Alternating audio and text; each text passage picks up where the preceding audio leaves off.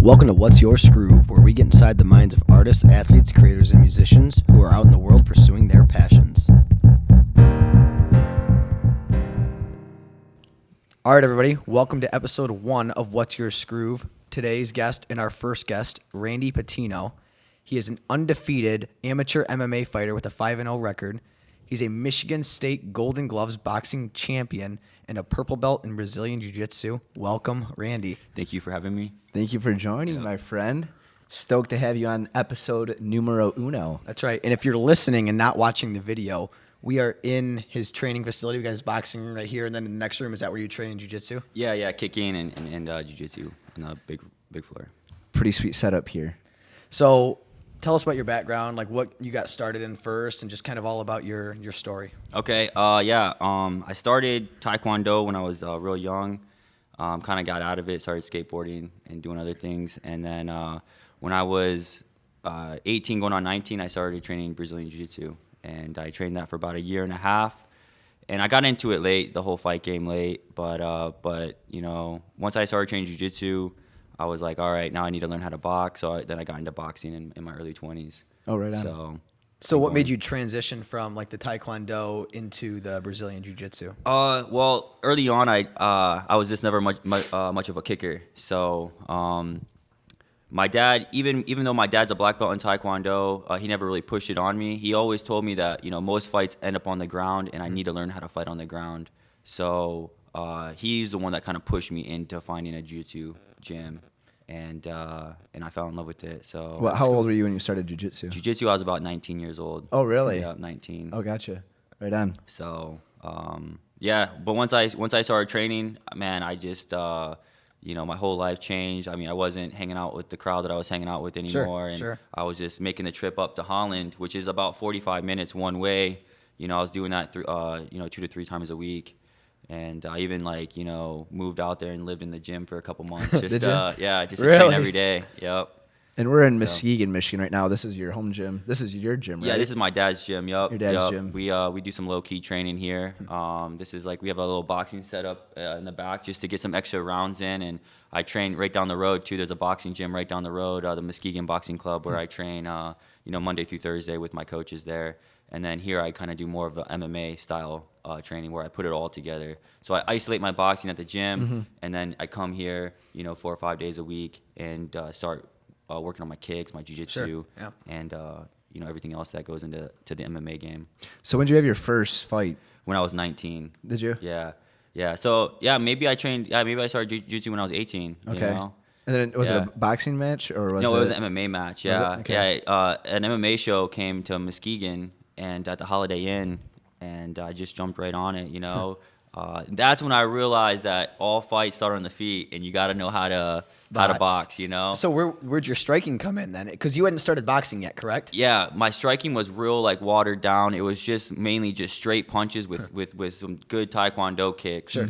And you know, for some reason I've always kind of just had a natural good defense. You know, Really? One thing that my dad always, you know, we always drilled was just defense. You know, so my first fight, you know, I'm against this kid, and you know, he's probably, you know, real watered down too, and we go at it, and you know, he, you know, starts teeing off on me for 15 seconds. I'm just covered up against the cage, and then it starts to slow down, and I'm like, all right, I got to get the fight to the ground. So I maybe threw a couple punches and then shot right in for a takedown. And you know, one thing when people that know how to fight on the ground fight somebody that doesn't know how to fight on the ground, it just makes a fight real easy. You know, so you take them to full mount, you throw a couple punches at their face, and then they give you your back, and you just sink in the rear naked choke, and you choke them out. Is that how you won? Yeah, Rear naked yeah. choke? And it was a minute and a half. But that minute and a half, literally, your first fight, it feels like it's 10 minutes long. Forever. It takes forever. You're like, when is this gonna be over? Would you say that hooked you, that first win, that first experience? You were a little raw, but that was the... But I knew that I had to progress in my skill set. Sure, yeah. You know,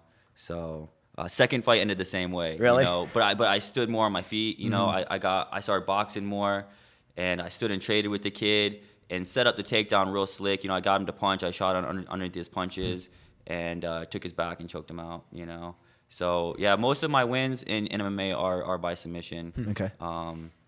But you know, I got submit when you take the fight to the ground, especially with these amateur fights, you're really saving your body some damage, because if you stand in and you have dog fights with people and you're not getting paid, you're getting cut open, it's just not really worth it, Right. So jiu-jitsu definitely, if you want to fight amateur MMA, will help keep your body healthy, help keep that brain. Yeah, ready to go. no kidding. What attracts you to fighting? MMA, boxing. What do you love about it? What do you enjoy? It's just like I can't sing or dance, So just Might as well fight. Yeah, all I really got going for me. Well, yeah. So it's just one thing I got into. I just You said you weren't big into organized sports in high school. I ran cross country, and my dad was a fighter. He did Olympic style Taekwondo, and I always wanted to be a fighter, but I just didn't really know like the avenues of how to do it. Right. And when I moved here at 15 years old from California, I got into some street fights and stuff like that, and that's what got me into jiu-jitsu. My dad wanted for me to do something positive and everything like that, and jiu-jitsu is what got me wanting to fight because before I was thinking that you had to be a big jock, muscle-bound guy, bench press over 200 pounds, 300 pounds to be a good fighter. And then once you start training jiu-jitsu, you realize that it's all about technique over strength. So I always wanted to be that little dude with no muscle tone, like taking on big guys and just being more technical than them, And what's cool about fighting, and it's not so much about like going out there and just going toe to toe and seeing who's gonna fall down first, but like really making a chess match, like what your boxing coaches teach you in the gym, it really works out there, but you got to be able to apply it. You got to go out there and apply things that you learn in the gym. If you don't listen, then you might not win the fight. Right. But if you go out there, you listen to your boxing coaches, you do the things that you train to do, and I pretty much train the same techniques as other gyms, but it's like who can go out there and apply it more. Who can go out and apply it better. Who puts more hours in, things like that. Yep. So that's just one thing that kind of got me going with it. So interesting segue, because you said like you got in a few street scraps and things like that, and you went to the jiu-jitsu.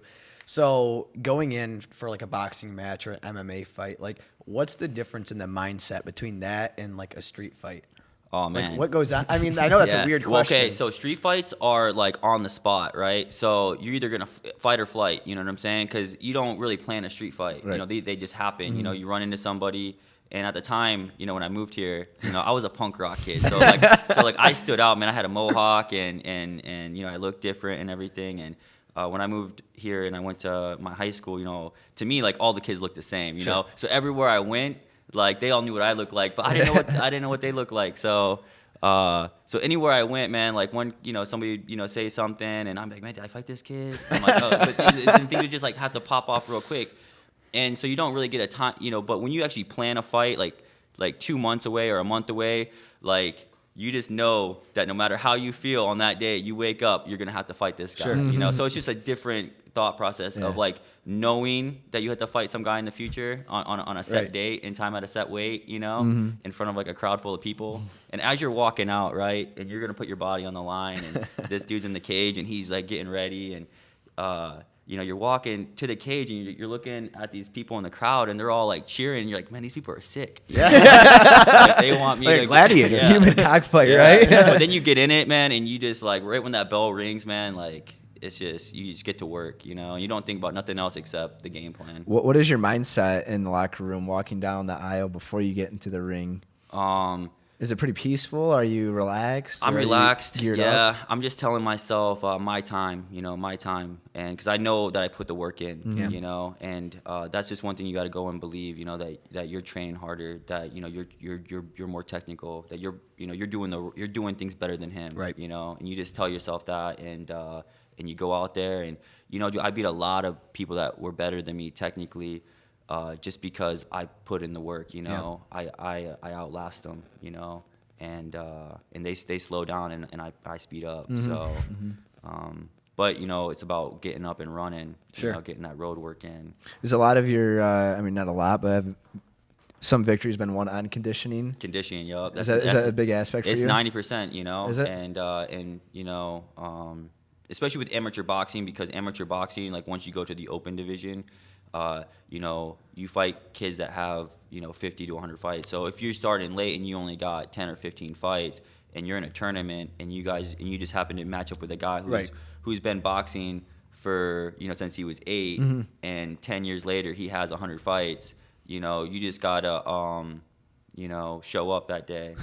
So, I'm not sure where I was going with Well, you just got to be there, yeah. Yeah. So like the conditioning. So as long as you're in shape to hang with it. Yeah, you know. So if you're in shape, then you know, once that kid starts to slow down, you know, take advantage. Yeah, take advantage of it. So you said like an organized fight kind of is like a chess match, and like you have to apply your moves and apply what you've learned.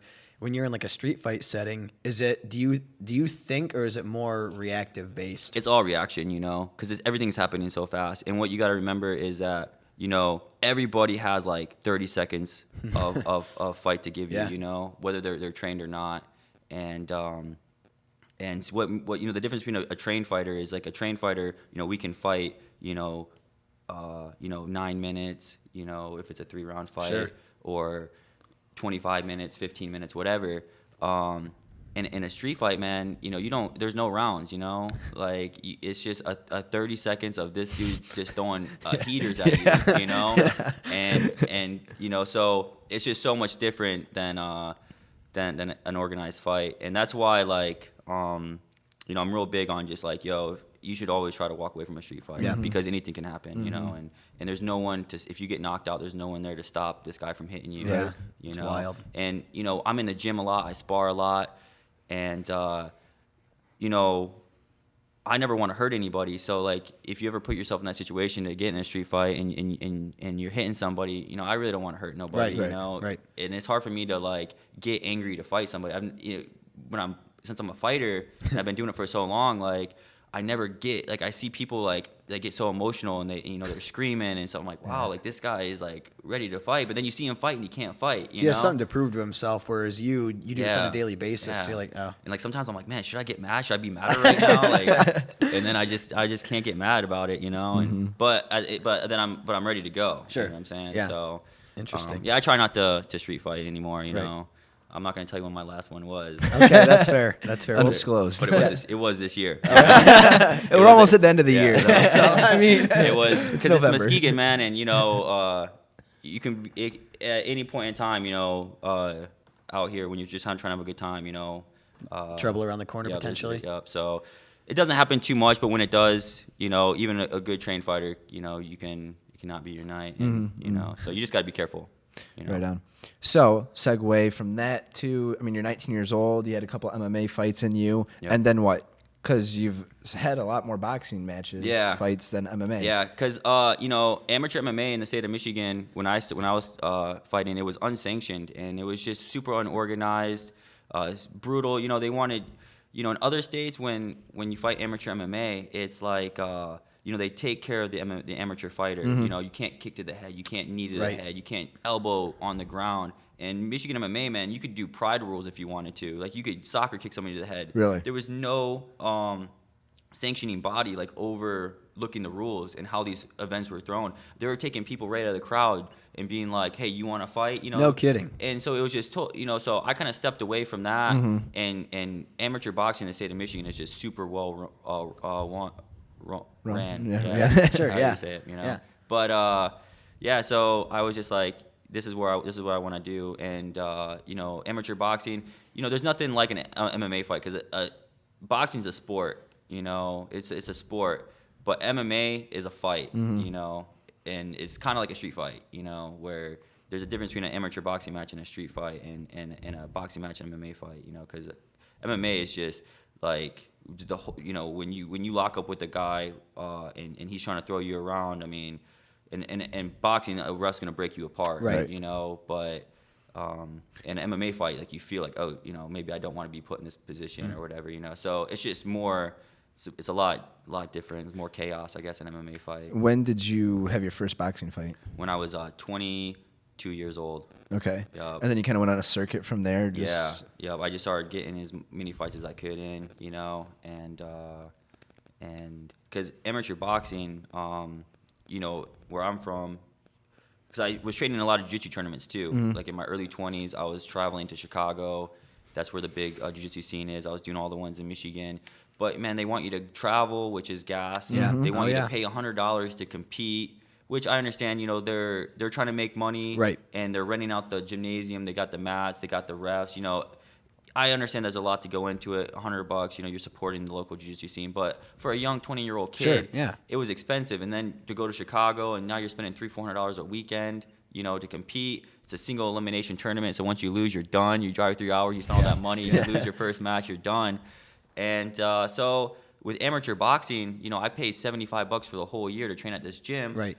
The Muskegon Police Department sponsors it, so I'm able to, get gas money to go to these fights. They give me food to eat, and also at the time I didn't have insurance, so being registered at the boxing center, if I got cut or broken noses in the boxing ring, that they would take care of it. Really? Oh, wow. That's pretty cool. Amateur MMA, they didn't do that at the time, and they want me to get elbowed. Yeah. And, so it just made more sense. Yeah, it was just more organized, and it really taught me how to stand and trade with people. Right. It taught me the chess match of a fight. A lot more technical. So I'm really hoping to be able to apply what I've learned in my amateur fighting career or boxing career into the cage, because I feel like a lot of these MMA fighters that train boxing at MMA gyms, like, their shit's watered down. They're not getting a real... Yeah, they ain't throwing real jabs. Right. They ain't throwing real punches, because when you train at a boxing gym, like, you learn how to throw real punches. Sure. And you'll see the difference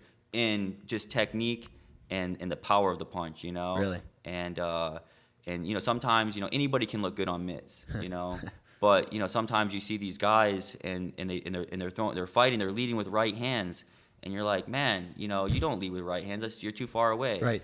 And without setting it up anyways. And I just want to prove a point, So that's why I'm hungry right now, I'm hungry right now to fight. I'm hungry right now to really show what I've been working on, what I've been sitting on for the last, 8 years. Sure. So what's your next move right now? My next move, I just got offered a fight at Mount Pleasant in 2 weeks, I'm on the fence of taking it or not, An amateur MMA fight? It's a boxing match. Boxing? Yeah, it's like 2 weeks doesn't seem like a lot of notice. No, it's not, and they want an answer today. Oh, wow. Yeah. So See, that's what. So has this been organized? It's and the somebody fight drop game. out? It's the fight game, and it was just organized like maybe 3 weeks ago. But it sounds like a real good opportunity. There's a boxer that came from Michigan named James Toney, and I think he's putting it on. Which James Toney was a world champion, fought Roy Jones Jr. Oh, wow. And that was like his first loss. But they actually wrote a movie about it. I don't remember the movie, but really, yep, there's a movie out there about it.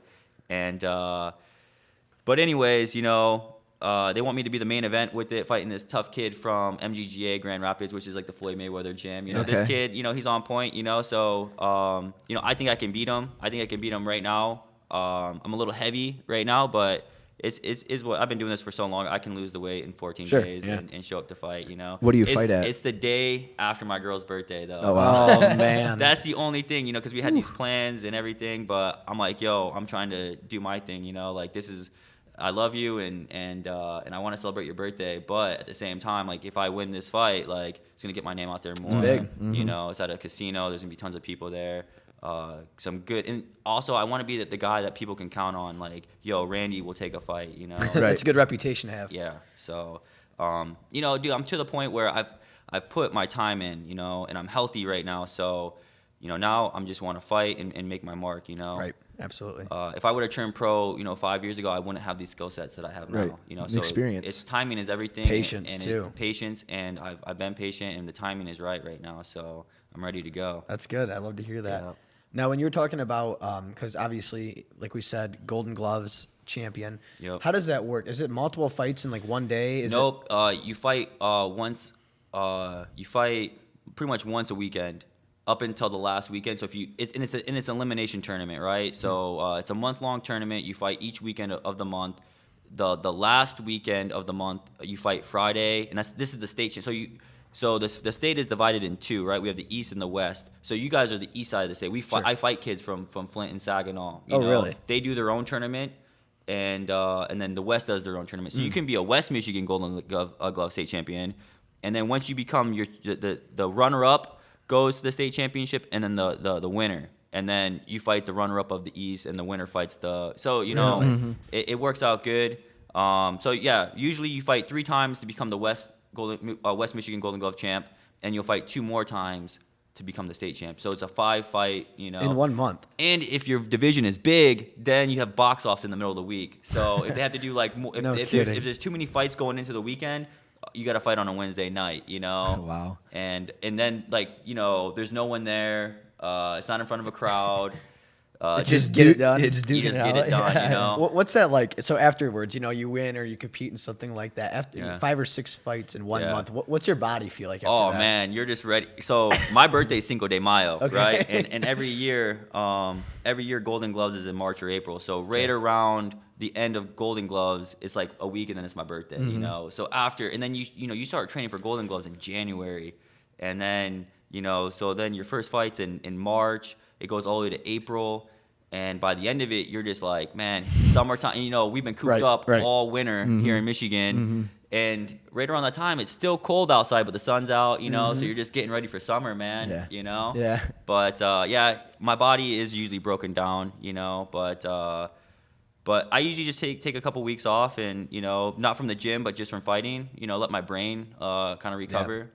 That's a lot of punishment, especially fighting like Friday and Saturday, both nights, and you got to make weight both days too, So what weight do you fight I at? fight at 178 for amateur boxing, which is light heavy. Okay. And then what about MMA? A welterweight, 170. Okay. Yeah, but I'm thinking with the right diet, I can make 155. Oh, really? Oh, wow. Yeah. Interesting. So What do you walk around at? I'm about 190 pounds. Oh, yeah? Yep. Damn. So you said, earlier before we started, we were talking about you're really trying pure in what you consume and your diet. What do you typically eat? What do you stick to? a lot of spinach, and I'm a firm believer in like cooking your food and eating food that will go bad. Right. So I'm not buying food that can just sit in my house and I can eat it a year later. You know what I'm saying? Right. But I've heard so many people, oh, you can't eat this and you got to eat that. Don't eat brown rice and this and that. Right. But I'm getting my work in, man. I'm burning so many calories a day, running, training. I mean, my boxing workout and my run alone, I lose 10 pounds. Right. In a day. So it works for you. Yeah, I know what works for me. You've tailored a diet to yourself. And I need to eat the things that are going to give my body the fuel to get through these workouts, Yeah. Yep. So a lot of brown rice, chicken, broccoli, anything green, for sure. spinach, kale. I like to juice. I like to blend up my vegetables and just pound them down. And just, get it done. Yeah. I do one in the morning before work, and then, usually one after the gym. Sure. Get your protein, your BCAAs, your glutamine. Yeah. But I just keep it simple too, I'm not cooking these crazy meals, I just get home and I already have my meal. What I ate yesterday is probably what I'm going to eat the next day.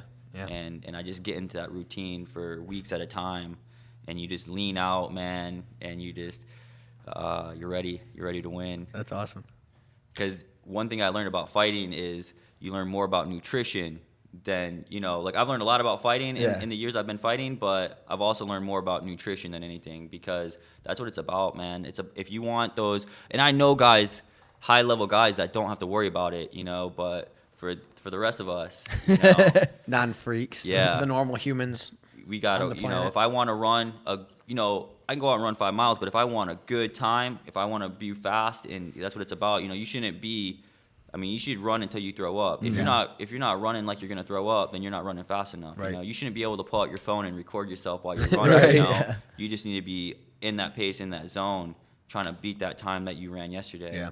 And how you do that is with eating some good green food. Yeah. Some spinach and some hard-boiled eggs. And you're constantly, you really don't take much time off. You're constantly training. You're always eating healthy. Because you're working right now, but you're always trying to stay in like relatively close to fight shape, right? Yeah. But you know what, dude? Any fighter does not do that. Usually, after a fight, you balloon up in weight. You put on 25 pounds. It's common. But, I try not to go overboard. I try to stay right around like 10 pounds, 12 pounds above fight weight, But there's been times where I've been, 25, 30 pounds above fight weight, and then you're just like looking at yourself and just like, man, yeah, dude, like this is, and you know what you got to do to get it off, right? Because you've done it so many times, dude. But it's a process, and you feel so good to get there and then get it off, and you just like, you just see where you were 6 months ago, and you see where you are now, and you're just like, man, I put the work in to get that off, you know? Yeah, And, no kidding. And, you know, boxing workouts are the best. You know, they're fun. Right. And you know, they burn calories. All right, and we're back after that commercial break. Coffee refill. Dawn Patrol by Skroove Co. That was our sponsor for this episode. Yeah, there you go. Our coffee sponsors our own podcast. That's right. So we left off. You were 23 years old when you won Golden Gloves, you said? Yeah, yup, 23, going on 24. So my birthday's right after Golden Gloves. Right. So, yeah. Were you pretty stoked? Oh yeah, man, it was awesome because when I first started, you know, I never really thought that I would be a Golden Glove state champ, you know. And the first year I fought Golden Gloves, it was in 2012, and I made it to the state finals, and I lost to this kid from Manistee, and you know, afterwards we started training together. Oh, that's you know, cool. I started going up to Really? Manistee. He started coming here, and so I went back out.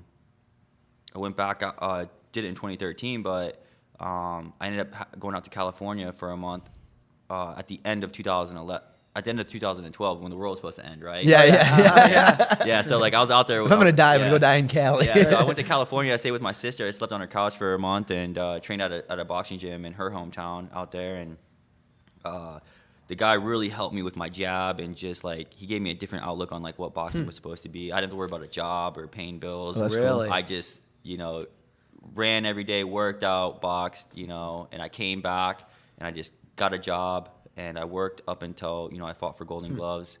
And Were you working while you were during that month? Or what? No. It was just like I just picked up like a seasonal job, and I worked until like March or whatever. And I was working, going to the gym, getting my sparring in, getting my work in, and then waking up again, going to work, and then I ended up getting let go for the season, whatever, and which it all worked out because then I just started doing like 2-a-days up Right. until the fight. Trained for a month. Or I fought for the month of Golden Gloves and ended up winning. That's tight. The year I won, I fought 5 times. I knocked 3 people out in the second round. Oh my God. Yeah, and then 2 went down to decision, and it just all worked out perfect, Dang, dude. Fought a kid in the finals from Bay City. Okay. Oh, really? Yeah. So. How'd the championship fight go? Okay, so the night before, right? The night before, we both fought on Friday night, and he fought a guy that I fought a couple weeks ago. And for the West Michigan. So the guy I beat for the West Michigan finals, he got to fight the winner of the East. Okay. Okay. And so that kid from the East knocked him out. I was like, oh shit, And and so then I fought and I ended up knocking out my guy. So we were both coming off man. knockouts, Oh, right, going man. into the state finals Jeez. match. And the first round was pretty competitive. But you know what? I just told myself I'm going to go out there and make him miss, right? And that wasn't the best strategy because you got to throw punches to win fights, you know? So I was baiting him into throwing a right hand. I just roll it, and I'd jump around. I'd be throwing some jabs, getting him to throw big punches, and I just make sure I was missing them. So when you miss, you get tired, Yeah. So that second round, man, I just took over and just beat the brakes off of him, for the second and third round. And Is it a 3-round fight? yeah, it's a 3-round fight. I didn't finish him, but, I beat him up pretty good. Good. So... Where is it at? Okay, so the years I fought for Golden Gloves, it was at the Grand Valley Armory on 44th Street in Grand Rapids. So it's like an army type facility. Okay. that's Is it a Golden big Gloves. crowd? Big crowd, man. Like over 2,000 people, I believe. What'd that feel like, having all those eyes on you? You don't even see it because the lights that you fight in are so bright. Really? Yeah. So you can't really. I guess it's like compared to like if you're on stage, and like the lights are. You don't really see the audience. That's true, I guess. But you can hear people. And the cool thing about amateur boxing is like when you're fighting, the crowd gets real quiet. In MMA, like the crowd's real loud. Yeah. But in boxing, it's like real quiet. It's like a poetry reading. Yeah. Like you're waiting for people to snap. Really? At the So end of it, yeah. this is a kind of bounce back to some of the stuff we talked about. You mentioned that chess match metaphor, which I really, really like. But so boxing, you kind of 4 punches to work with to land. And then MMA, you have all those options, Yeah. strikes, kicks, and then Yeah. groundwork. So is it more challenging to try and, in a boxing match, you have those 4 punches to work with versus all the options of like an MMA fight? What's like that? You know what I'm saying? Yeah. Because I mean, there's been boxing matches where like if a kid's getting the better of me, I'm just like, man, I could just double leg this kid Right. and take him down. Right, You know? yeah. But you know, it's a different sport, you know, and but yeah, there's just more ways to win in MMA. You know, Right. there's more ways to win, and there's more ways to lose Right. too. You know, you got to watch out for so much That's true, yeah. crazy things. And in boxing, people aren't spinning. You know, like in MMA, man, you got to watch out for like spinning back fist and just Yeah. crazy things, and those things will knock you out. You know. You could be having a great fight, and all of a sudden somebody spins. You know, you think it's a spinning back kick, it's a back fist. You know, and boom, lights out. Have you ever been knocked out? Nope, never been knocked out. Knock on wood, you know. Knock on wood. So, Dang, dude. Is that 2,000 person crowd for the Golden Gloves the biggest you've ever competed in front of? I want to say so. Yeah, especially the state championship nights. I mean, that's when it's sold out. You know, and you know now it's at the Deltaplex, which is tight. You know. It's on like the main. Is that like right downtown Grand Rapids? Yeah, right downtown Grand Rapids. Yup. So that stadium holds like 7,000 people, but I just don't think that you know their crowds are that big, right, for that. But you know, I guarantee you it's over 2,000. You know, for the state championship Golden Gloves. Right. You know. Because like the mixed martial arts stuff is what's so hot right now. It's Yeah. what's popular. It's a Yep. cultural thing. I feel like, you know what I mean? People are, Yep. that's what people want to see right now. And don't get me wrong, there's some great, and especially right now because it's 10 years later, you know. Michigan MMA's only been around for like 10 years, you know. There's been some OG promotions that have been around, you know, since the early 2000s, but, you know, it really didn't get big until like 2008, 2009. So when was UFC 1? When was like 93. So when did like MMA become like a real fight scene in Michigan? Was it like 10 years ago? Is that what you're talking Yeah, about? it had to been. I mean, there was kids doing it like, you know, 2004, 2005. You know, there was a guy from Muskegon named Rob Moscow, and he fought Shoney Carter in 1999 in like a no holds barred, you know, which is like totally OG. You know, like that's you know what I'm saying, like Right, yeah. But when you start having like amateur cage fights, you know, you're talking about 2005, 2006. Okay. You know, so a little over 10 years. And you know, so much has changed. You know, like back in that day, you know, you had like a boxer versus a wrestler versus a jiu-jitsu guy. People weren't as well-rounded as they are now. You know, now kids are training in it. You know, from a young age, and they're training everything. You know, Right. And now you know you got kids that you know in amateur MMA that are you know real well-rounded fighters. So And they're growing up on it. Yeah. growing up on it, and people are just realizing like, yo, I just can't be a striker. I can't Yeah. just be a jiu-jitsu guy. But you were you kind of got to see the whole scene develop then, right? Yeah. Because when you said you were like 18 when you had your first MMA fight. Yup. Is that right? So you were kind of around as it really developed here. Yep. And you know, there was kids before me. You know, there was kids that were you know more well established than I was when I was getting into it. Right. Where I saw these kids that already had 20 fights, and I'm like, oh, well, you know, I kind of look up to that kid. You know. Right, yeah. And then they went off and they turned pro, and it sucks because you know when they turn pro, even though they had a lot of talent, you know, they're not going to get the same opportunity that I'm going to get Yeah. because it's timing. Oh, yeah. You know, it's timing. And you know, they went on and, you know, maybe they weren't as developed as they should have been, but, you know, they had a good record because of how the fights were back then, where Right. if this kid is a good wrestler and he's always fighting these kids that don't have, and wrestling wins MMA fights. Did you If wrestle in high school? No, I didn't. Nope. If you're a good D1 wrestler, man, like, you're already gonna, you know what I'm saying? Really? Like, you can get knocked out, You but gotta get the edge. but yeah, you got the edge, man. If you grew up wrestling, you have an edge in MMA for sure. And so you know, you got these kids who they relied too much on their wrestling. They didn't take the time to learn the striking and everything Right. like that. And they only got so far, you know. I feel like now kids that are coming up, they're gonna have a lot better opportunity to actually make a living fighting, you know. So Golden Gloves, like 4 years ago, you kept competing in boxing matches, or you Yeah. transitioned to MMA, or what'd you do? I just kept on fighting Golden Gloves, you know. I went back in 2014 and in 2016. I took 2015 off. I had some MMA fights in 2015 and some jiu-jitsu tournaments, but I didn't box in 2015, and then I went back in 2016. It didn't go my way. I won my first fight for gloves. I fought this kid, Tyree Muhammad, which he went back in 2017 and won it, right? Oh, boy. And so I beat him in 2016. I gave him his first loss. And he was a tough fight. And at the end of the fight, I was like, man, did I win it? You know, did he win? You know, because Close. it was close, you know. And then I fought 3 days later on a Wednesday, and I fought a 2-time state champ. I'm not even gonna say his name, but dude, I beat him, dude. I beat him. I slipped all of his punches. I landed more punches. I landed body shots. He punched at my gloves the whole time. He didn't hit me in the face. They ended up giving him the fight, man, and it broke my heart. And I got real bitter about it. I felt betrayed, and it just goes to show, man, you just can't take like amateur boxing too serious because it's kind of corrupt. It's amateur. Yeah, It's amateur. It's corrupt. Right, You got these judges that go to the guys that are judging your fights. These judges come from boxing gyms in Grand Rapids. They come from local boxing. They grew up boxing and they're just giving back now. So I'm fighting this kid, and 2 of the judges are from the gym that his you gym. know what I'm saying. Yeah, So it's biased, yeah. and like when you put so much of your time, you sacrifice time away from your family, your diet, money. I mean, I don't get paid for amateur boxing, but you're spending money on your diet, going to the gym every day, missing family events and stuff like It's your that. time. Yeah, it's your time, and you got a goal, you want to win it, and then for it to go down like that, I was kind of bitter about it. But I fought a couple months later, and then I got the opportunity to go out and train with Tony Ferguson, that same year, a couple months later. Which is dope. So I think that'd be pretty interesting to dive into. Yeah. So take us away. Tell us about that. So when was this?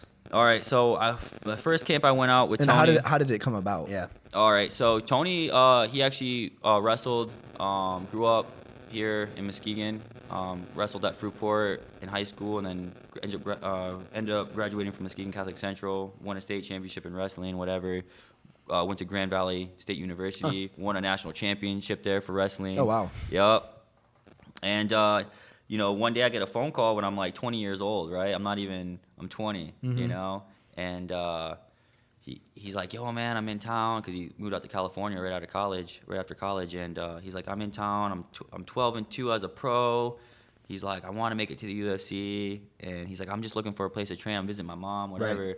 But when he came into town, he didn't have a car, and I was like, yo, man, like, you're 12-2 as a pro. I'm just an amateur fighter. I'm Right. like, I'd love to work with you. I'm gonna pick you up. We'll train. So every time he flew into town, man, we'd link up and we'd hang out, and he told me he was gonna try out for the Ultimate Fighter, and I was like, yeah, man. He told me he tried out for it twice, right? He didn't make it the first 2 times, and he told me he was gonna try out for the Ultimate Fighter, and I was like, hell yeah, man. And dude ended up making it on the show, winning it, knocking everybody out on the show. So then he fights in the UFC, man, knocks that guy out, and he just made his run. And he came back, and he was the same Tony, and he would be he'd be like, hey man, I'm in town, let's go train. I'd be like, bro, you won the Ultimate Fighter. Or, bro, you beat Ease Edwards, and just he's a super humble guy, because I grew up watching the UFC, and he's fighting these guys that I was like, wow, that's Ease Edwards, and a lot of other guys too, and I'm just like, I can't believe you're fighting these guys and beating them, but So you went out to his camp. When was the first camp that you went out to? the first camp was I went out there like in late September Of last year? of 2016, when Okay. he was getting ready to fight Rafael Dos Anjos. And what was that experience like? Oh, it was awesome, man. Like the first 5 minutes I was there, I was like, dude, this is why this guy's where he's at, And what is his work ethic? His work ethic, yep, for sure. Just how he carries himself, and being in Muskegon, maybe I don't have the best coaches, and I got great coaches, but there are world class coaches out there that train at world class gyms, and a lot of guys in my position that feel like they have talent. Usually they pack up and move and head out west to a big fight town. But I plan on staying in Muskegon, whatever. But So you're out there at the camp, and what's Yeah. your role to be out there? yeah, I'm just boxing and training and going for runs and stuff like that. So the first time I was out there, I was just like, Tony built his whole camp. He went out there with some wood and built bag stands. Oh, really? And built pull-up bars and, Oh, wow. and matted the garage and if there was he didn't let anything stop him from getting a good day's work in. Really? What do you like? What does he do? Like rent a house out? Yeah, for he the rents camp? a big log cabin, and it's Oh just my filled with God. fighters, and you got to put up with a lot of personalities. But Yeah. at the same time, it's great, man. Like my work let me have a time of leave to go out there. And, Yeah. he took me out there, man, and treated me real nice. everything was taken care of, all my food, and I got per diem and to eat well and everything like that. I felt like a celebrity. Yeah. He made me feel real good. So I got some good training. I got to train with some world-class trainers, Eddie Bravo and a lot of his guys, and So cool. A lot of good striking coaches, and it just really upped my game, and I was just along for the ride. And one day we're running, right? And there's some jiu-jitsu guys out there that they're like, I don't need to run to get better at jiu-jitsu. I just need to train more jiu-jitsu to get better at jiu-jitsu. So we go on these long runs, and these jiu-jitsu guys, man, they don't want to run, So they're slow, and there's some strikers that maybe, and we're up in 7,000 feet elevation. Altitude, So we're running, man, and like Tony's like pulling away, and I'm a runner, so I'm like, all right, I'm gonna keep him. I'm gonna be right behind him. So I can tell Tony's trying to pull away from me, and I'm trying to keep up, and I'm struggling, but I'm trying to prove to him that like I should be out here. And we get to the base of the mountain, right? This mountain called Bear Mountain, and it's like pretty much like a ski where people go skiing. Really? It's huge, I Big can't slope. Yeah, big slope. And I'm like, is he gonna run up this right now? And I look behind me, and the rest of the camp is nowhere to be found, right? So it's like, if I would have stayed back and just bullshitted with the guys, like maybe I wouldn't have to run up this mountain, But here I am with Tony. It's just us two. He starts running up the mountain, and I'm like, all right, here we go. So I start running, and dude, one point, like you got to use your hands, and you're digging. I'm still trying to keep up with him because Tony is still running up it. He doesn't walk or nothing. He's running up this mountain that's like inverted, and you get to the top, and you're looking, and you just see like how high up you are. If you fall, man, you're tumbling all the way down to the bottom. And we get to like the base of what we think is the top, but once you get to the top, we realize that it even goes even further, right? So you can't quit there. Yeah. Well, the first night we did, the first night we just got to the base. We call it base camp now, And when we brought more people up there, because the rest of the camp, they were like, where did they go? And they just headed back to the house. They didn't even know we ran up. Oh my God. half the mountain. And so it was getting kind of dark, whatever. Well, Tony looks at me that day, and he was like, man, he's like, you proved yourself, and he's like, I need you out here for the rest of the camp. And he's like, I need you out for Mexico. And so he ended up bringing me out to Mexico. And a lot of it was just, showing up when it was time to work, Well, what was Mexico, another camp? Yeah, so the fight was in Mexico. So the training camp, because Mexico City is even higher elevation than Big Bear. Mexico City sits up at 8,000 feet above sea level. And that's where the fight was going to be? So you had to train there. So we had to train in elevation. Yeah, absolutely. So the fight was in Mexico City. So we were training in Big Bear, California. Tony only lives like an hour and a half away. So it's easy for him to just pack up his house a little bit, shoot up to Big Bear, rent out a cabin to get elevated for his fight in Mexico City. Because, I don't know if you guys have ever been to elevation before, but we were just in Denver hiking, dude, and it was, you feel it right away. Wild. You feel it right away. Instantly. And you're like, why am I so tired? And then when you actually get your heart going, like when you go on long runs at first, like you're just like, where is this air at? Dude. Like, you're trying to breathe, but the air is not there. Dude. It's crazy. But so when we got to Mexico, we were there for 2 weeks before the fight, and we were just running every day, training, and it was just a good experience. But, so that moment. And that one run when the guys were falling off and Tony was pulling away. Yeah. Is that kind of like, if you look back, you see that moment of like, that was the point where you decided that you were really all in, and he saw that out of you, which prolonged your guys' trainings together and pushed for the next. It was that critical. Was that the critical moment? If you look back? Oh, for sure. Yeah. And you could have easily slowed down, but not today. Yeah. Because it's hard to because there's so many personalities in camp. I can't imagine. Sometimes. You're there to work for sure, and that's why I went out there. I went out there and I was like, this is my opportunity to prove myself, because I'm just a kid from Muskegon. There's a lot of gold that comes from Muskegon. There's a lot of good talent that comes from Muskegon, and it was just a great opportunity. I had a lot of support going out there. A lot of people like donated money for me to pay my bills. That's awesome. While I was gone, and so I was just it was like a shot in the dark, really. Pretty much, and I was just kind of riding the wave. But when Tony, that was pretty much it.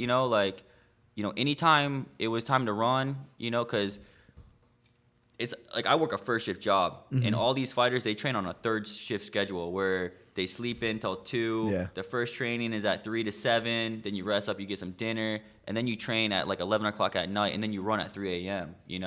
So you come on East Coast time, which we're 3 hours ahead of California. So when you're running at 3, it's really 6. Yeah. You know, so it was just hard to adjust at first. But my dad was a Marine for 22 years, and the way he raised me was like a Marine. So I was just used to just like that schedule, grind, that work grind. ethic, yeah. That work, getting up and running. It's like something you just got to do.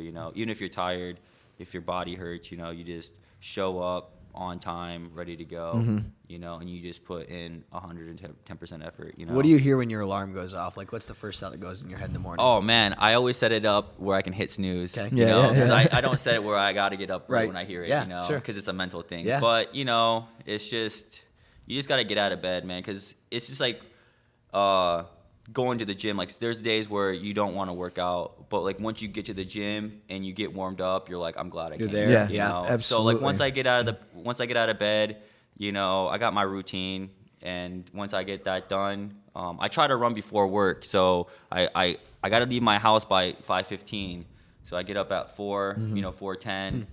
I go run 5-6 miles. You get up at 4? Yeah, I get up at 4. Dude, that's wild. And the thing The is, magic hour. yeah, and that's what Tyson did, and that's what we do out on camp, and it's just kind of stuck with me. So There's a lot of people like that we've been like just podcasts you listen to and books you read and accounts you follow and stuff, and that's everybody kind of calls it like that's the poetic or mystic hour, like the Yeah. people who are up at 4 and just getting after it, because like 5 o'clock people get up for 5 for work, but that 4 o'clock generation of athletes Different and breed. kids, Yeah. they're getting it before they have to be where they need to be, you know what I mean? Yep. And so that's really and I'm a big interesting. guy. Like for me, when I'm cutting weight, it just works out because I like to run when I haven't ate anything. Like I just slept. I'm so the I same so, way. So I just fasted. Yep. You fast when you sleep. Yep. You don't eat nothing. Yep. You're just laying there burning calories.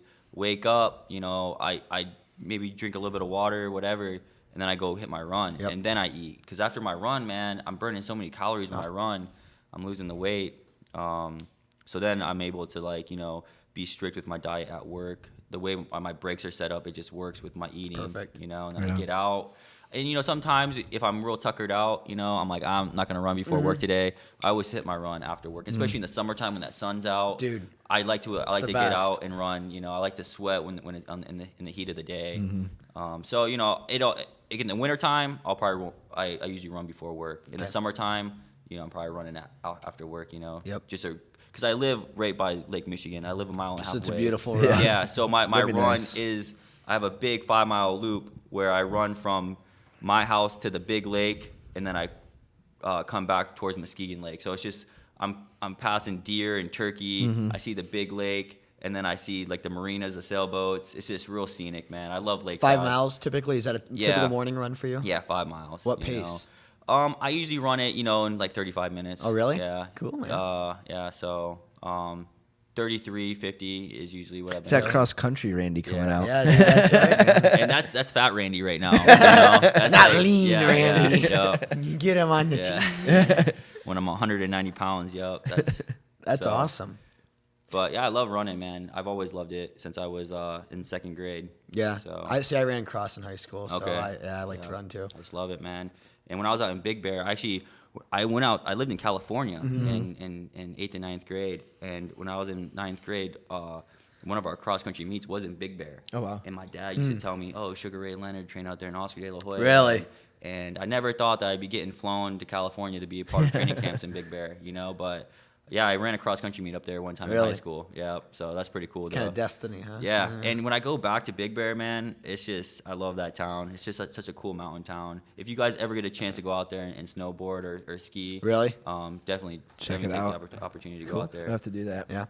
We'll take a quick commercial break, reset our cameras, and we'll dive into training camp 2, maybe. Okay. Set some Yeah. stories, perhaps. And we're back. Coffee refills, bathroom Number 2. breaks. That's Yeah, right. Number 2. That's right. So, what do you want to dive into? I know we left off on, I think, Camp 1, Mexico City. Yup. And then that was like 2016, and then you Yup. just got back from another camp, Yeah, right, another with Tony? camp, yeah. And I went out there with another pro fighter from Muskegon, and he had a big fight coming up at the Deltaplex with Darren Cruikshank. And it didn't go his way, but, man, it was such a great, entertaining fight. So we both went out there and trained with Tony for like 13 days up in Big Bear. And we came back for Alex's fight, and then we went out to Vegas for fight week with Tony. So we were back and forth, East Coast to West Coast, and we all just work real good together, you know. And Tony, man, his skills are great, and he can bring anybody he wants to his camp, you know. But it's about finding training partners that, you know, are there to help you get better. And Tony realizes that, you know, like, I take everything he says to heart. I listen well, and so, you know, we're there to help each other get better. Sure. How many guys are at a camp? Oh man, there's always tons of guys in and out, you know, but usually there's a core group of like 5 to 6, you know. Gotcha. But the first camp there was tons of people, you know, like 15 guys, Right. you know, in and out at all times.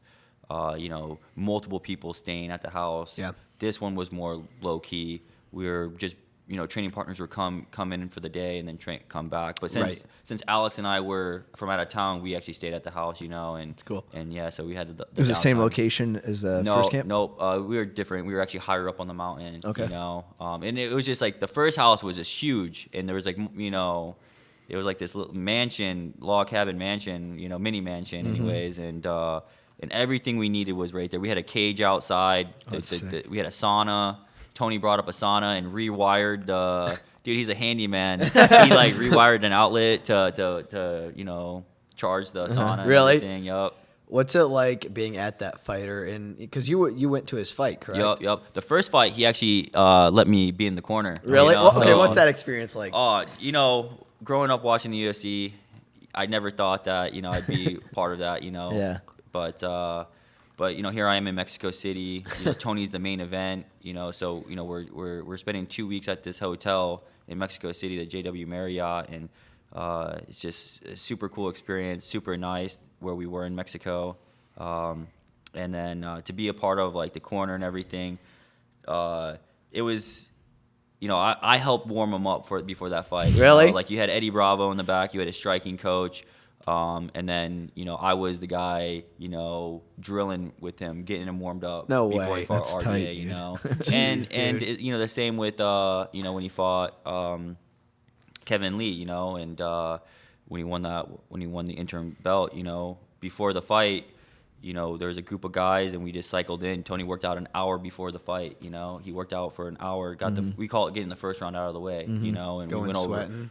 over all the last minute details, got the first sweat going, and so to be a part of the warm up, getting him warmed up, you know, giving him different, like I'm trying to act like I'm Kevin Lee, you know, doing things that he, you know, I think Kevin's gonna do in the fight, and then, you know, 2 hours later, you know, he's fighting Kevin and wins, you know. Dude, and, that's so and you're a part of that, you know. Yeah, So, I can't imagine. so It's gotta I'm just be- real grateful that Tony lets me be a part of that, you know, and believes in me. And he just called me up the other day and was like telling me, Randy, you know, you look great, bro. You need to do this. You need to do that. You know, stop being in your head so much. And you know, hearing that from a world champion, you know, I'm like, this is awesome. You know, I need to definitely take what he's saying and go with it. You know, and I'm to that point in my life right now where. You know, I'm ready. You know, I'm ready to stop. You know, to be not afraid to fail. You know, and just go out and get it. You know, go for broke. yeah, go for broke. I love that. Yeah. Do you think, because like you talked about like what goes through your head in a fight, do you think that fighting regularly and doing all these boxing matches and the MMA fights and the sparring has affected like your fear tolerance at all? Like for other things that Yeah. would normally make you, like, I don't know if you're afraid of heights or anything like that, but has it made you more tolerant to being fearful of certain things? No, because I mean, a fight's a fight, you know, but it's not so much being afraid of losing a fight. It's just afraid of like letting people down. Yeah. You know, letting yourself down, letting your girlfriend down, letting your parents down. You know, all your friends. Like when you're a fighter, dude, all your friends are like, "Yo, my friend's the toughest guy." Really? Like, you know what I'm saying? Like, Yeah. you guys, every friend has every friend group has a fighter, and you know, they're just like, "Yo, my friend could beat up your my dad can beat up your dad." Type thing, you know? same thing. So like, you know, you got your friend group that's like that believes in you, that, you know, but at the end of the day, it's like, you know, when you're a fighter, it's a lonely sport, you know, and it has its up and its down, the highs, and we're like starving artists, you know, like a lot of fighters are broke, you know, we don't, you know, you can't, you know, work a real job sometimes, and you feel like a bum, and you're like, man, is this worth it? Right. You know, I'm not getting paid. you know, it's going to take me forever to actually get good paychecks for this to work out. You know, I'm coming home every day and, you know, my head hurts and my back hurts. I got to get up and run. So you just kind of be like, man, you know, is it worth it, you know, to do all of this and take all this time? Because, you know, I was fighting so much in my early 20s that, like, I woke up at 25 and I was like, oh, shit, dude, my early 20s are gone. Yeah. And I didn't do nothing. Like, all my friends went on trips. They have houses. They got cars. And I'm just, like, barely scraping by. That's the journey, though. Yeah, the journey. Know? Yeah. And that's why not everybody can do it. Can do it, you know, because you know, you kind of feel pressured by society to say, you know, you need to have these things at 25 and you need to have this and that. That's right. And the thing is Tony told me he moved out to California with like $200 in his pocket, you know, and he fought to pay bills, you know. You force yourself to figure it out. Yeah. You know, if that's your only option, you'll figure it out. you figure it out, you know, and there's 100 ways to tie a knot, you know, and some people got to wake up and clock into the shop job to make, you know, so much money a week to pay their bills. And other guys, you know, do the things that they love and, you know, scrape by and they're still getting by and they're still eating and whatever, you know. And for me, it's just like, you know, I'm always going to have to work a full-time job, you know, because that's just my life. You know, Right. I got to pay my bills. Yeah. I got to take care of my girl. But one day, you know, I'm gonna struggle. I'm gonna sacrifice. You know, instead of going out on the weekends, you know, I'm in the gym. You know, so Pay off. Yeah, it's gonna pay off. You know, it's going to pay off. Do you appreciate the process? Do you kind of embrace the struggle some? Yeah, you got to embrace the grind. And people that you work with, they don't understand. You know, like sometimes, you know, I'll spar 8 to 10 rounds hard with some heavy hitters. And I go into work, and even though there's not a mark on my face, like I'm broken down, my body's broken down, and they don't realize, yo, I just got in a fist fight, you know, with some heavy-handed dudes, like, you know, the night before, man, you know, now I'm working this job, so like I got up and ran, you know, so it's yeah, you got to embrace the struggle, and a lot of people they don't want to hear about it. A lot of people they don't want to they just want to see you win. They don't want to know what goes into it, you know. Well, yeah, because for the most part, and this is a little bit of a generality, but most of those people aren't doing what they want to be doing themselves. So, you know, they don't want to hear about you putting the work in because they know they're not doing it themselves, right? You know what I mean? Yeah, and you know, but I'm to the point where I'm ready, man. You know, it's do or die for me right now. I'm 28 years old. I'm healthy. You know, if I would have turned pro 5 years ago, I wouldn't have the same skill sets I have now. I went through 2 championship camps with Tony. You know, now it's up to me to win the fights. You know, it's to get the right fights, get the right fights, and get my record up. You know. And you're gonna go MMA route? I'm gonna go MMA. Get your pro card. Is that what you get in the future? Turn pro, and I'll probably have a couple more. You know, 5 more amateur fights. You know, boxing and mixed with MMA, and then turn pro. Try to have 3 pro fights in by December, or not December, but May. You know, 2018. Yeah. What's your do you have a name picked out? Every fighter has a name. No, I don't want to fight name, man. No? I just want people to be like, oh shit, I'm fighting Randy Pitino, you know, and that should just be enough, you know. Good, I love that. Yeah, that's original. So, no fight name. I just, you know, I got red hair. I'm a redheaded Mexican, you know. So like that should just be enough. Born on Cinco de Mayo. No shit. I'm the chosen one, man. You know. So prodigal son. You mentioned earlier maybe some stories from your Las Vegas trip. Yeah. Anything you can share with us? Anything we can disclose? Well, so I know you guys are Joe Rogan fans, you know, so I am too. And I almost met him a couple times. And when I went out there, because when I went out to Mexico City, I knew Joe Rogan, he doesn't commentate UFC fights that are like outside the U.S., you know? Okay. So he wasn't there for it. And I was kind of bummed out because Eddie Bravo, when you're in camp with Tony, you know, Eddie Bravo's his jiu-jitsu instructor. So Eddie and Joe are super tight. They actually wrote, remember The Man Show? You don't remember The Man Show? You guys are young. No. But there's a show on Comedy Central called The Man Show. Okay. Jimmy Kimmel, right? Okay. He was on the Man Show before he had his show. Really? Right now, yeah. For late Yep. night? So Eddie and Joe actually wrote on The Man Show. They were writers, you know? And so like I'm like, man, you know, Joe Rogan, and Eddie's a celebrity in himself, you know, but Right. I'm like, you know, I'm hanging out with Eddie. It's just a matter of time before I meet Joe, you know? Yeah. And so we go to the open workouts, right? And I get into a taxi cab, and it's me, Eddie, and Jeremiah. And Jeremiah is Eddie Bravo's right-hand man. And they talk about going to dinner, and I'm like, wait, am I going to dinner with these guys, Yeah, right? yeah, yeah. But then Eddie's like, hey, Randy, like, like this is Joe's dinner party, you Right, know, right. like I would invite you, but you know, Not his place. yeah, you know, Right. I'm like, oh, cool, it's cool, Eddie, no, you know, I'm gonna go back to the hotel anyways, whatever. So we. The Uber driver drops us off at the restaurant first, so I watch Eddie and Jeremiah go meet my guy. You know? So close, but so far, right? Yeah. So then they go have dinner with Joe Rogan. I go back to the hotel. Then we meet up and have, because this is the night before the fight, and so Tony already made weight. You know, now we go out and have a big team dinner, and so we go out to dinner, and Eddie and Jeremiah just show up again, and they already ate, but they ate again. And then Joe just so happened to be doing a stand-up comedy special at our casino that we were staying in, right? Man. At the hotel we were staying at, right? And Eddie was like, yo, man, I got 10 tickets for the whole camp to go there tonight, right? But dinner went late, so we kind of missed the start of the show. Well, Eddie and Jeremiah, they took off early from dinner, and they actually caught the show, so they got to see Joe again. Right. And I get back to the hotel kind of later. We go walk the strip with Tony, and it's the night before the fight, so that's cool, man. You know, it was good that we did that. And we go back to the hotel room, and I got to use the bathroom real bad, and I know I'm not going to be able to make it to upstairs, right?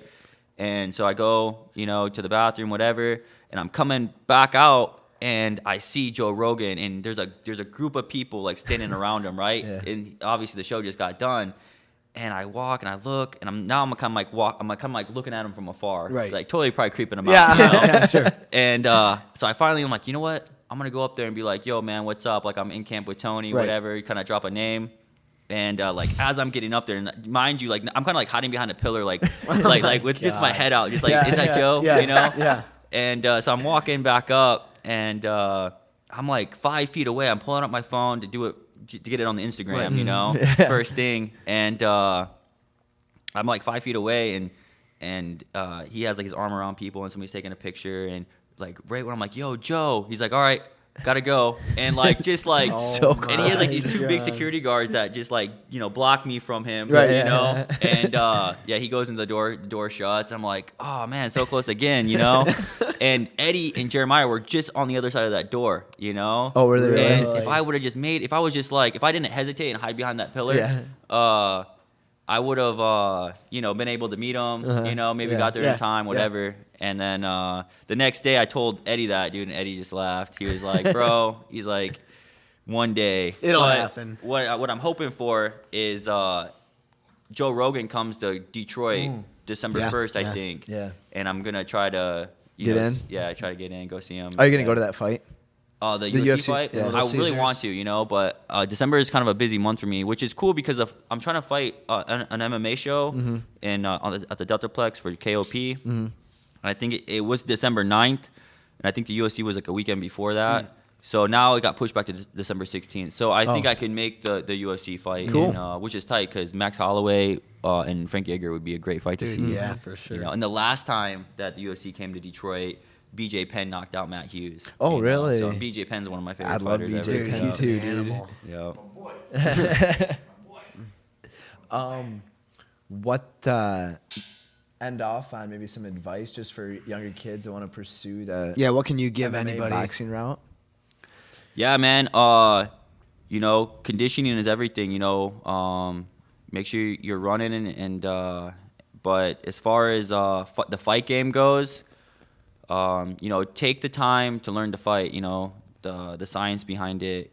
You know, go out and just get as good at everything as you can. Separate everything, get as good as you can at it, and then you know, you gotta treat it like college. You know, you don't just show up to college for one day and then expect to get a degree. You know, like you gotta put years into it. So you gotta get good at things and then make your run at it, because you know, if you wanna. You know, if you like to fight and you just want to be a weekend warrior, like go out and fight, whatever, you know. But if you want to make money, you know, you got to do it the right way. You got to put your time in, you know. If you want to be a doctor, you got to do it for 10 years. That's If you want to right. be a lawyer, 10 years. If you want to be a fighter, bro, you got to train for 10 years and then think about where you're at. That's right. And there are some guys that can do it, that done it in 3, that done it in 5, you know. But you know, the number is that you can't cheat mat time. So Can't beat hard work. yeah, yep. So you know, get that work in. You know, don't be afraid of the hard work, because that's what it is, man. You know, it's not for everybody, and there, you know, you're gonna doubt yourself, and you're gonna ask yourself, is it worth it? You know, and you can decide that. But but if it's what you want to do, go out there and make it happen. You know, find good wrestlers to work with, find good boxing coaches, and try to put it all together.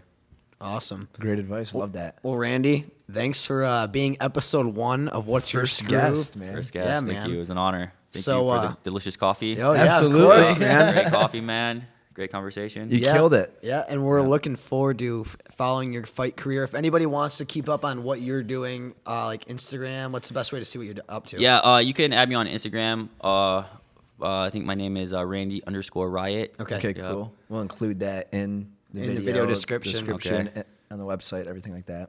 All right. Well, tune in next time, and thanks a lot, Randy. It was a pleasure. Yeah, thank you guys. Yeah, Thank see you, you. buddy. Yep. Absolutely. Thank you guys so much for tuning in. All episodes of What's Your Skroove are available on our website, www.skrooveko.com. Be sure to subscribe and leave a rating. And as always, there are free stickers available at skrooveko.com. We'll see you guys next time.